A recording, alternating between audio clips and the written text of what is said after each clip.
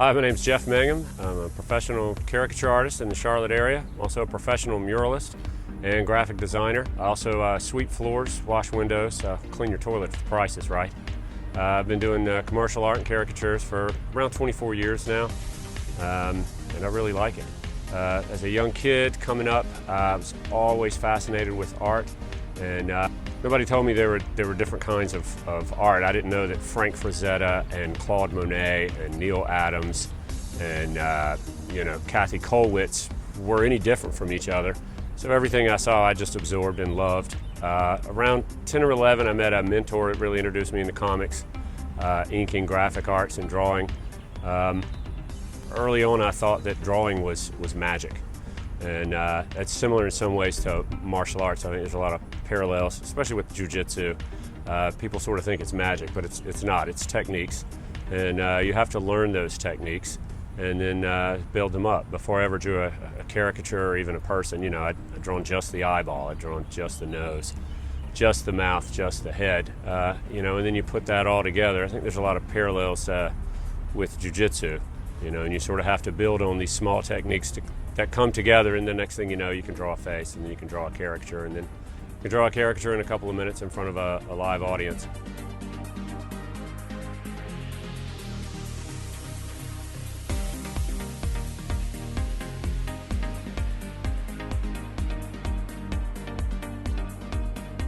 That I mentioned, my first art mentor, really, a guy named RFJ that lived outside of Burlington, that was a big fan of comic arts. Beyond that, really, every piece of art I've ever laid my eyes on is really an influence. But Frank Frazetta was definitely a big one.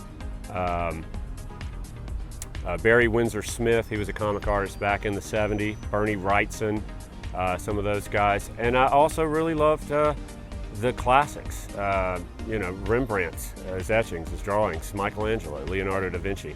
And I saw that, they took a pen or they took a marking tool and they drew a line to make all that happen. And if they could make that happen with a line, that maybe I could make that happen with a line. I haven't got there yet, but, I thought it was worth a try.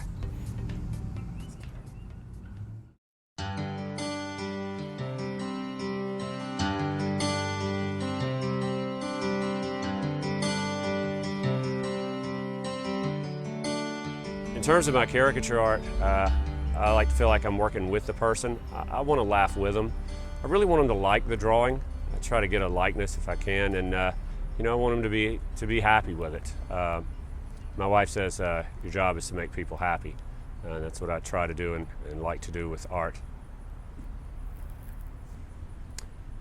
I guess some of my notable accomplishments, those have largely been with murals. Really, I've done some work for Whole Foods, some large pieces. I've done some stuff with AMF, the bowling people. I did, 70 or 80 of their centers all over the United States.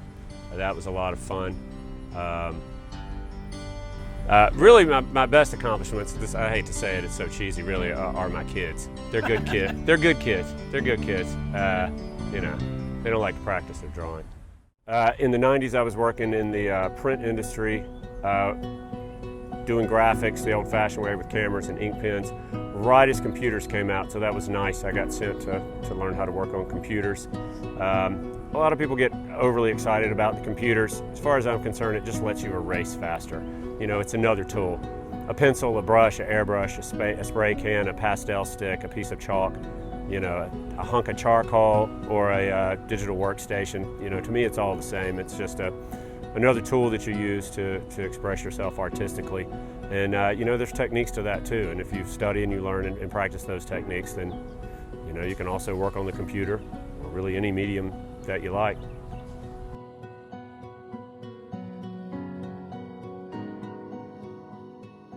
So I've entered a good handful of art shows, fine art shows for the fine art that I've done. I think I've won one award probably when I was in college, which helped pay for my last semester of art school, which was nice. I'm actually jaded against going to those because I've always, it seems like I've never done well with those, but that's okay. I think a big part of art is you have to be in love with the process. You have to like the doing it. You can't be into it for the end result, or you're going to be very frustrated and dissatisfied. Just always enjoyed drawing, enjoyed painting, and with caricatures you get to interact with people. It's an exchange. Art is a communication medium. I think people often forget about that. The art really happens not when you finish the artwork and sign your name. The art happens when somebody else looks at it, and there's a communication between you and the viewer. That's what I like about the caricatures, is it happens a lot of instant gratification. In 3 minutes I've drawn your face, and most of the time the people like it and they're really happy. With studio work and even murals, you slave away in the dark and you hope it's good, but you don't really know if you're successful until someone looks at it, and you sort of have that exchange, which is really exciting. I know a lot of artists, it's not enough just to paint the piece. We want someone to see it. We want someone to appreciate it and hopefully to get something out of it.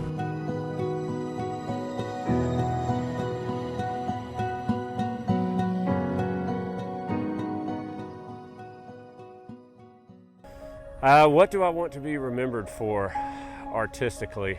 At the risk of getting real philosophical, I think in a way it doesn't matter. I think you should live your life and be happy.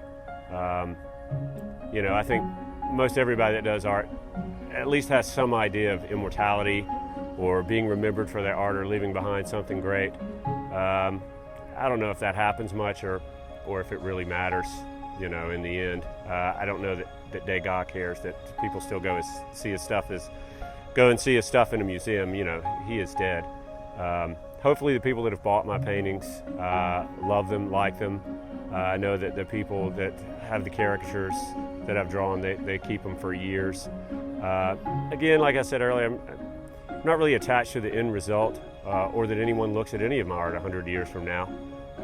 It's more the act of creating the art. It's more the passion of the moment of I need to say this thing visually. I need to do this painting, or even if it's a commercial piece, and that sort of record of the event of the creation of the art, that is its own memorial.